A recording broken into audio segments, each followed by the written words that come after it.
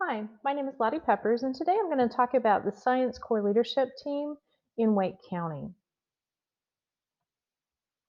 This team brought together um, teachers at the elementary, middle, and high school level from a really wide array of different types of schools to work on implementation of the K through 12 science vision, where all WCPSS stakeholders will have equitable opportunities to learn and grow in scientific content and understanding.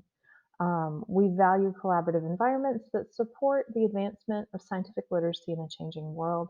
And this is underpinned in work in equity, content and curriculum, teacher practices and instruction, as well as instructional environment.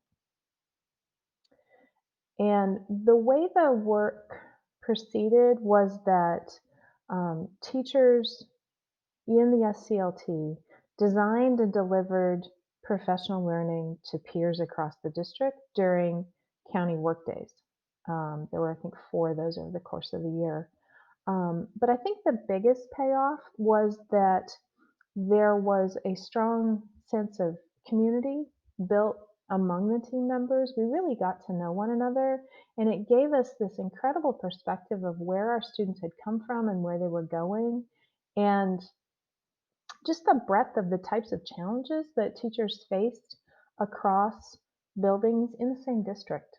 So a lot of equity stuff was revealed through that work.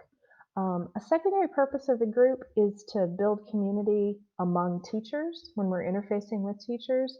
And this team really builds capacity for teacher leadership. So it supports teachers who are leaning into that discomfort of teaching adults, facilitating for adults, instead of interfacing exclusively with students. And this program is a great parallel to Insala, and it's a great model for growing teacher capacity within a district, as well as opening up lines of communication between grade level.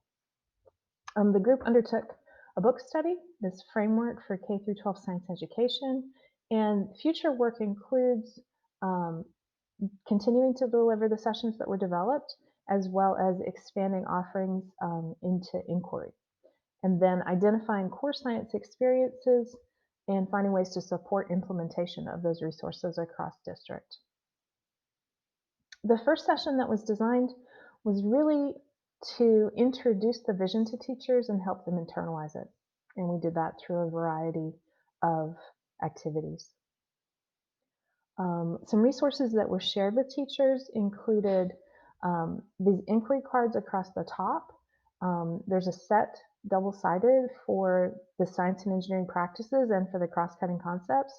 And this work comes from Wonder of Science, which is Paul Anderson. And there are also a series of graphic organizers that all of this collectively makes a great scaffold for exposing for students the nature of how science actually works. The second session focused on three-dimensional teaching and learning. So it's underpinned by our standards, and then we use the cross-cutting concepts as that lens for how we're going to tell that story. And that's really up to the teacher. There's not a right answer. And then the science and engineering practices are the how scientists work. What are they doing? And we used some sharing of connections, and teachers generated abundant ideas and connections between the cross-cutting concepts and their own curriculum across grade levels. And it's not that this is something teachers don't know, it's that the language hasn't necessarily been adopted.